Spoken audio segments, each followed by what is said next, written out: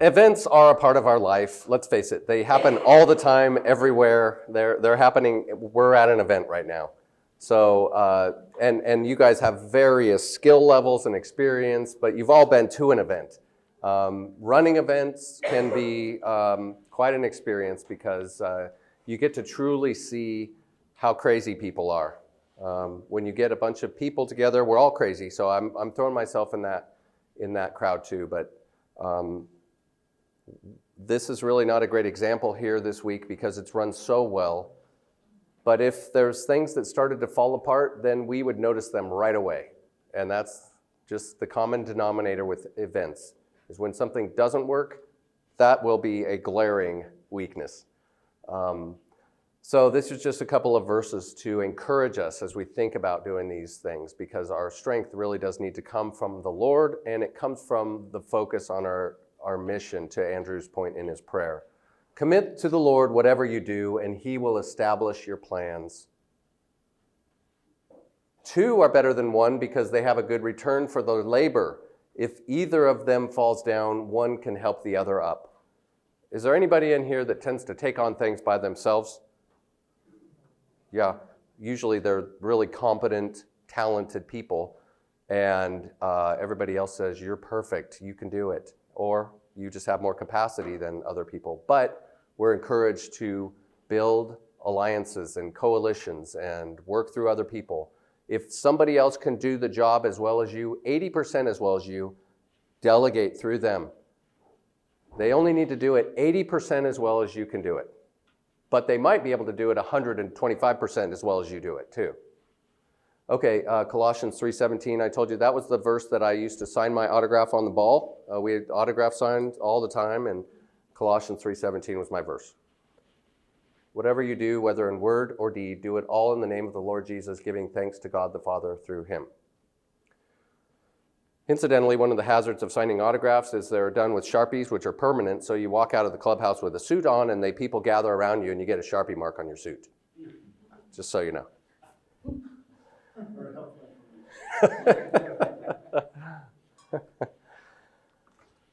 Okay, 5 reasons. I don't need to convince you guys, I don't think, but we're going to be revisiting fundamental things that are just truth as it relates to us trying to grow our organization.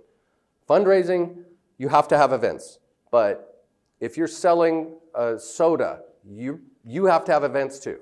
So events are a part of our life. If you just want to be a good host, invite people over to your house. You're hosting an event. Okay, and I think that I have mentioned that events serve largely for these 2 things. Introduce people to your organization, your mission, vision, your values, and secondly, energize your base. Okay, those are the number 1 and 2 things that you're using events for. If you say, we need to fundraise, let's have an event. Okay, at least be honest with yourself that this is a fundraising event that's going to cost you 25,000 euro. How are you going to raise 50,000 euro? How are you going to do that? Work backwards from the objective. And I just encourage you to think about all the things you do where other people are getting involved as an event. It's a part of systematization. I shouldn't have never tackled that word. But it's a system, it's a process. It's something that you guys want to be able to do consistently. So if it's a tour of the facility, great. If you're going to have an event at your facility, okay. You're going to be thinking through every moment from when one of your constituents steps out of their car, what is their experience going to be like? And there's many different types of events, and when I was responsible for events at a large organization, we had categories that we just called them very simply platinum, gold, silver, and bronze, and then we had separately affinity events. And then we had, dinner, coffees, all those things, so small gatherings, but we called events so that we knew that we were reporting on those. We knew what the system was. How many people showed up? 5. Who showed up? We don't know, I can't remember, but it was a great event. Well, no, that's not gonna work. So, and obviously events are, when I said one of them is introducing new people to ministry, this is probably one of the most effective ways that you're going to do it. You're going to have an event. Now, it could be an online event. There's a variety of ways that you can have events. Awards, all sorts of things. Again, they're doing a master class in event management here. So this is quite a phenomenon. And it's worth saying thank you to people. Any of you that host big events, which there's a number of you in here that do this, it's worth it to say to the leadership, this was really excellent, thank you. It really gives them encouragement because it's a ton of work. Or the volunteers too. Volunteers are doing it, and that's a big part of effective events. Reignite, so events are opportunities to reinforce the bond your organization and your donor base has and identify possible major donors. You may have somebody that's been giving steady. Oh, you didn't even realize that all of a sudden they have the capacity to really change the direction of your organization because you had a little event. And they came and they recaught the vision. Reignite the flame that provoked early support. And do not neglect to make your team and supporters feel special before, during, and after the event. What I mean by that is the team is working really hard and we tend to focus all our attention on our donors and we neglect treating our own team well. So an example of this is we had a big events in, like, let's say Hawaii. So we all head over to Hawaii. People are working hard. The staff is not enjoying a vacation in Hawaii. They're in the hotel working hard until late at night every day, getting up early, helping people have a great time. And then we would give like a welcome basket to all the donors and various things. But I noticed when I came in that we weren't giving the welcome basket to our own team. Because we said, why would we do that? That would be bad stewardship. Why would we give it to our own team? Treat your team great. They will thank you. They'll be energized. So if you're giving away keychains to everybody, make sure your own team gets keychains. I go, oh, that might not be that exciting. You get the point. This is probably, what you need is more people giving to you, right? So if somebody gives a first-time gift, that's a big celebration. But if somebody gives a second-time gift, now you have a donor. So it's kind of easy for people to give a first-time gift. But to give that second one, that's where the event follow-through paid off. Any format of event should be designed to introduce prospective supporters to your organization. Again, think through this beforehand. People are coming into your event. What's their experience? Your organization, your mission, and its staff and volunteers. Whether it's a tour of the facility, a meet and greet, panel discussion, gala dinner event, special affinity event, these are used to introduce new people to your organization. Okay, promoting your cause, gaining publicity. Okay, this is a second, or an important part of it, is if you have a ministry that you need a higher profile in the community. Don't forget that this is an opportunity for people throughout the city to hear about this event. So that's when you're gonna mobilize all your social media. You might have somebody making posters. You can do a variety of things to say, once the people start talking, this is why it's kind of helpful to invite a celebrity to come to an event, and by celebrity, there's local celebrities. Who's kind of the popular person in town? If you can get them to come and people say, hey, somebody's here, just come to the event. Like, okay, we'll show up. Those things just help. So I don't mean not necessarily a celebrity. Well, you're going to pay for it one way or another. But if we wanted to bring, Bradley Cooper to an event, well, that's going to cost us $250,000, just to get them there for 2 hours. But we don't have that in our budget. So instead, we have a sort of a celebrity that we kind of all talk about him as a celebrity because he did something in the town, or he's been a pillar of the community. He's done some things that we go to him first to say, we'd really like you to come to our event because let's face it, you're going to draw other people there, and we think if that person is in alignment with the mission, I mean, you can't just bring them in, and they don't even know why they're there. But it's helpful to have a celebrity type because people tend to say one of the first questions is, well, who's coming? They don't want to be the only one there. And everybody feels like they're special, and they are special. But if they go, wow, we're going to get a chance to see, so-and-so. Okay. An example of this. There's a ministry that I'm on the board of in Arizona. It's called Fellowship of Christian Athletes. and it's an international organization. Has anybody heard of Fellowship of Christian Athletes? All around the globe. It uses sports as a platform to share the gospel and to make disciples. And we had a big event every year in between Christmas and New Year's. It was called the Fiesta Bowl. And it's a big football game, not European football, it's football, college football. And there would be, they shouldn't call football in America football, we all know that. But it's a big game, it's nationally televised, it's got a big brand, and FCA managed to get on the included list of sanctioned events during those 4 or 5 days. And so the FCA breakfast was about 1,000, 1,200 people in a big ballroom, but it was a great community event because all sorts of people would come to it that weren't familiar with FCA. So it was a good brand building. It was not a fundraiser. But what happened is then the Fiesta Bowl committee let everybody know that the game has changed. Now, the teams don't want to show up at these various events because the teams would come in there and sit amongst the crowd. They don't want to do that, and there's too much revenue involved, and the schedules are crazy, and we're not doing that anymore. So that was a big blow to FCA to not have that big signature event there. And so then we had a little golf event with 100 people. Well, that's not the same thing. And the board has asked questions of how do we get our profile back in the community to show that we are here and that people can be introduced to what FCA is doing. Reconnecting with lapsed donors. Your one-time lapsed donors, does everybody know what a lapsed donor is?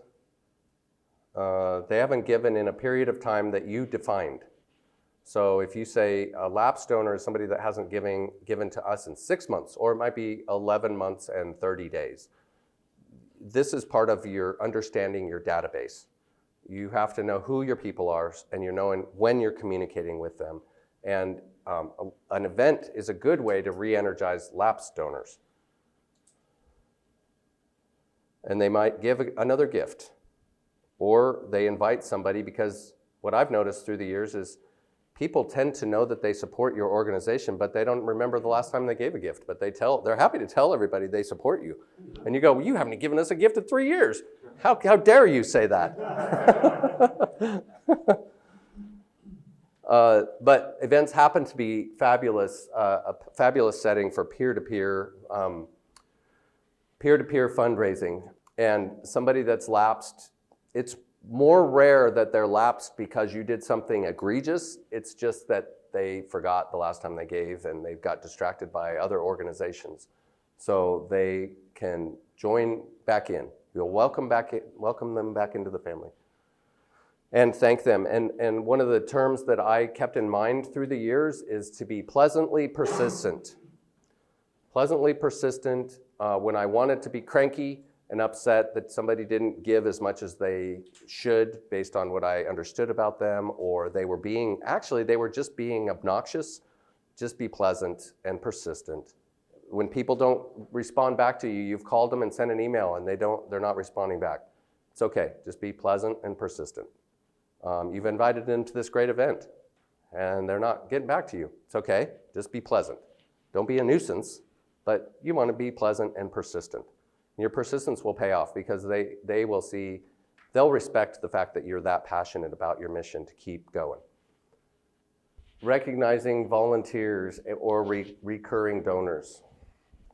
Roughly half the people that have given to an organization did it because they volunteered first. That's engagement that is capturing their heart, and then you can bring them into the fold as a donor. So it's a way, sometimes you can build your base by just inviting people to support your cause. All right, 5 fundamentals on executing excellent events. Because nobody wants to, do you want me to go back there, Norbert? Nobody really wants to go out and have a shabby event. But having an excellent event takes a lot of intentionality. So we need to, and I've said this a few times, begin with the end in mind. Sometimes some people call their donors donors. Some of organizations call them friends, partners, ministry friends. Is there any other terms that are used? but it's including people in a way that is all designed to generate momentum toward the mission.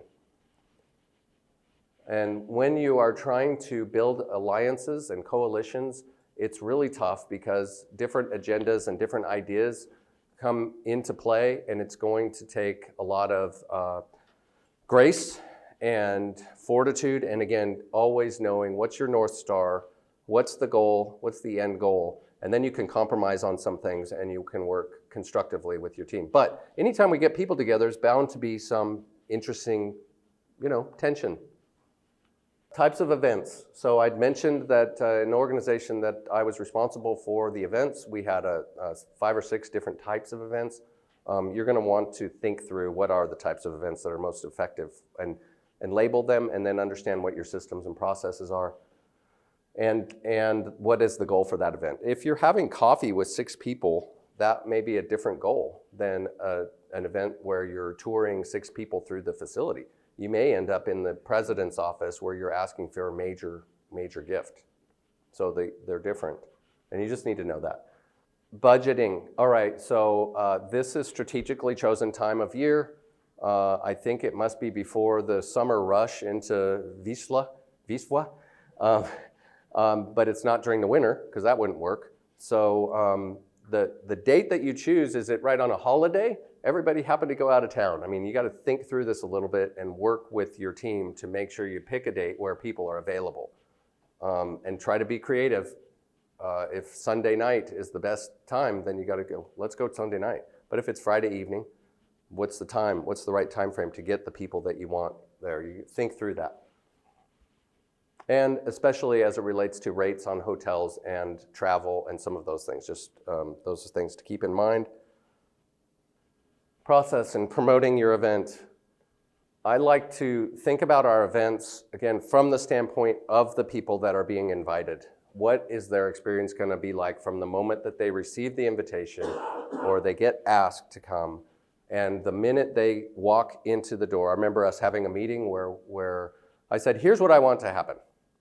I want the people to get out of their car, and you walk up the door, and there's some sort of retina scanner that scans their eyes, and you know exactly who this couple is so that their name badges are ready to go when they get up there. And then we roll out the red carpet for them, and we move them in exactly to their table so they're not confused about where they're going and who they're sitting with.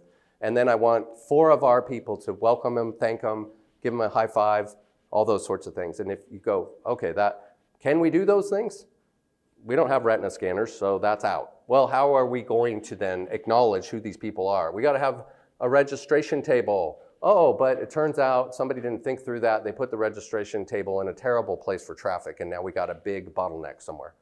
So all of these things need to be thought through clearly before you start in on your event.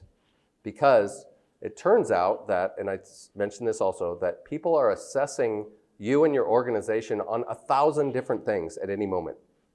But they're not telling you that they're doing that. So you can do your event really well. They'll tell you at some point, that was great. But they're not going to tell you when things don't look good. They're going to go, oh, too bad about that. So it is a production. This is sort of where the church gets taken to task in the U.S., and I think rightly so in some cases, where they're producing a show on Sunday morning. We go, we'd like to get back to the old liturgy because this is a little crazy. We got the spotlights and the fog machine and the lighting and all this crazy stuff. But if they do it really well, then it's an incredible experience of worship, right? So it is a production. And a production needs what? A producer. And the producer is responsible for thinking through what is the atmosphere that's going to be created here. And again, this is something that's easy to overlook, but you'll have to spend a lot of time on it. Delight your audience. The question is, what's an event that you went to that you were delighted about? Whether it was church or maybe it was just you went to a little small home event and there was, again, some sort of celebrity there. Has anybody met a celebrity? It's kind of exciting. It's a celebrity. I seen you on TV. Is there celebrities over here in Europe? You guys are going to have to be the celebrities. And all that means is when you think through what's the experience going to be like, it might be easy for you to delight your audience because they haven't seen anything. So maybe you bring people to your home and you say, we're going to talk a little bit about our organization, but before then, it turns out my nephew is a magician, and here he comes, and he does a magic act. And they're like, I didn't expect that. That's interesting and funny and weird, but it's noteworthy. You can be really creative about inviting people into your organization.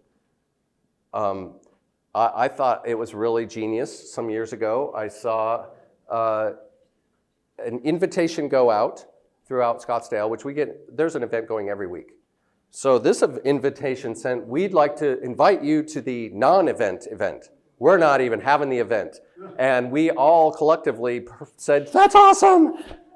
And they said, just send the money in. But they knew they were sending it to people that cared about the mission, but we didn't want to get dressed up and go have rubber chicken for dinner again. We didn't need to do that.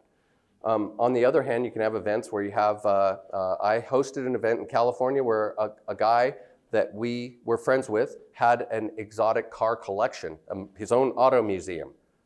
And he said, I'm happy to have people come in and see his cars. That's why he has them, so people could see him. But it was fun, it was different. And then we set up chairs in a little corner of the garage there. People got to see all the cars and have champagne, and it was different. It was just different. It's not your normal thing. I invited some people to go fly out of San Diego a couple miles out into the ocean and land on an aircraft carrier and get a tour of an aircraft carrier. But that wasn't for our mission. That was saying, hey, I thought of you. I think you might like doing this. He'll be happy to take my call the next time I call him.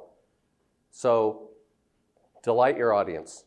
Think of ways that you can do that will be great. Most successful mechanism of fundraising events, and again, this is all really a chance for you to just go, okay, there's no context for this over here in Europe, but let's entertain what could happen. It takes some energy to be creative, and I appreciated Luke saying he is looking forward to some time where he can get away and kind of just think for a little while. Has anybody else had that thought go through your mind? Nope, it's just Luke and me.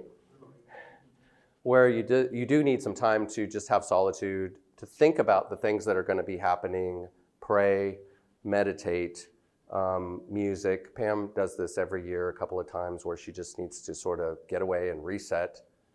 I don't know why, because I'm glorious to be around all the time. So. But those can be good times for the team if you're thinking of doing an event to just kind of sit down and go, okay, what could be here? What could be?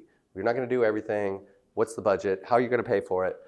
If somebody underwrites the event, and that is to say you convince somebody that has resources in your community to pay for an event, would you be willing to make a donation because we are going to accelerate our mission by inviting 100 people? We think we're going to get 37 people, but they're the right crowd of people in that room, and it will be really helpful for us. And then you got to track it, but you got to do a good event. But you can have somebody pay for it by making a donation to your organization. Now, one note on budgets, oftentimes a ministry has a budget of $500,000. And then but there's nothing in the budget for events. Or the event budget is $50, and you already used it up before halfway through the year, and you go, well, we'll just get somebody to pay for our event. That's just a little bit of a risk. It might be worth it, but really what they're doing is they're contributing to your annual fund. They're not necessarily, don't think of it as a zero-sum game there. They made a donation, and the stewardship of that is very important. Very important that you said expect. What did the people expect? So you're trying to feed forward expectations. Pam and I hosted an event in our home, 8 couples for Greg Pritchard to come in and speak, and I think Scott was with him. So they got a PowerPoint up on the TV, and they had a captive audience there. If I stood up and said, okay, we're going to auction off a trip to Tahiti right now for $10,000, that would be inappropriate. But on the other hand, it's worth thinking about for 1 second to go, who's the crowd? What are they expecting? Is there a way to do something interesting and different that might be compelling? That's worth thinking about. Would we would we potentially invite them to come to Poland to experience ELF and their expenses are paid? Maybe a raffle where they draw out of the hat. Just doing something unexpected and different. Those are the ways that you want to be thinking about your events. All right, strike while the iron's hot. This is also a popular tactic. These are tactical things, but you should definitely use the people that your ministry is supporting to give testimony to why their life has been changed as a result of your organization. And then that's always the most important part of any fundraising event that I ever go to, is I just want to hear from somebody that has been impacted, like Elevate Phoenix, mentoring ministry to inner city, urban, troubled youth. And they will march up a kid that the family was a disaster. They saw their mom kill their dad right in front of their eyes. Drug use was going on. And then they got a mentor from the organization that started to tell them that they're valuable, that they're loved by God. And we listened to the story and you can't believe it. But there's nothing more powerful than hearing somebody that's affected by your organization speak to your donors. And that goes back to emotion. The storytelling is designed to hit people in the heart, not in the analytical sense. When you have an event, did I tell you that I think of it as a third is all the preparation leading up to it, and a third is very intense, but it's the execution of the event, and then a third is the follow-up. If you do all the preparation and the event, and then you killed yourself and you're tired and you just want to go on vacation and you don't follow up, then you've actually missed a big chance in stewardship of taking care of that event. Because that is where people are going to be most receptive, most willing to say, yes, I want to partner with you guys. The emotional zeal is still there. Oh, and at your event, you may, again, think through the mechanisms that people have to give. It's really popular for us to go to events where they have auction tables, but you might just explore this a little bit. You might have an event where you're introducing people to your ministry or your facility, and you have a table that has some interesting things that people are happy to donate. And a lot of people will donate. You just go ask them. Restaurants, movies, movie theaters, but restaurants, hotels. Maybe there's somebody that says, yes, I have a house on the coast that I would be willing to allow somebody to stay there for 2 nights. Great. Just go ahead, and it's always interesting to see what kind of things are there, but it doesn't happen a week before the event. That is something that somebody's going to need to be working on months prior, but it could be a fun, different, interesting thing. You might have all old Bibles, who knows what it could be. You be creative. Sometimes you get a no when you ask people to give, and they can do that in a number of different ways. They can say no, or they could say I don't, or they could just not follow up with you. They kind of just are silent, and you're trying to be pleasantly persistent, but you don't hear anything, and then they might just leave you the impression that the answer is no. No is not the end of the world, and as we were talking about between this session, no's happen, and it's okay.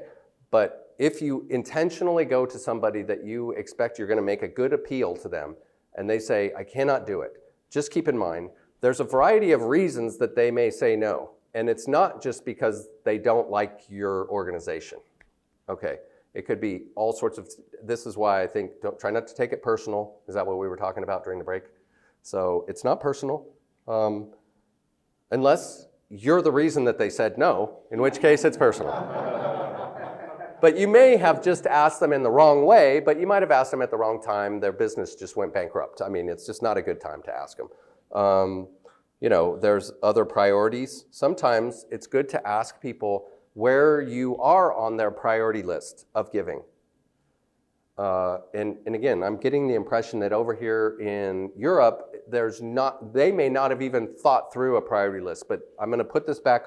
The onus is back on you to be shepherds toward generosity, because it's what the Apostle Paul and Jesus told us to do as believers. So it's okay to encourage people to be generous. They're more like the Lord when they're being generous than not. So again, it's not shaming people, it's just encouraging them. And again, you do that in your own personality and in your own way. Yeah, this is part of your plan. You've got a plan, work the plan. Some of the things that I didn't spend talking about here are recognition related to events. You might, we saw it happen last night. Was anybody in the room last night? There was recognition for long-term service. That's a really special thing. That's a good thing to do as an organization. Start thinking through, who do you want to recognize for being faithful in your organization? Or you can think about, what is an appropriate way to recognize somebody that's done some good things? We could spend a lot of time talking about donor recognition because you want to do it in a graceful, well done, biblical way. We know that we're dealing with people that are fallen sinners, but we want to encourage them because Scripture also says, let your good works shine before men that others may see them and glorify the Father. Okay, great. What is an appropriate recognition? And oftentimes these happen at events. So no matter what type of event you're hosting, you should take a professional approach to that event. And a professional is somebody that does this for a living. I thought it was funny, and it's just stuck in my mind, but back when I was playing, there was a really great player, and he was hard to face, hard to get out. As a pitcher, you're trying to get the batters out.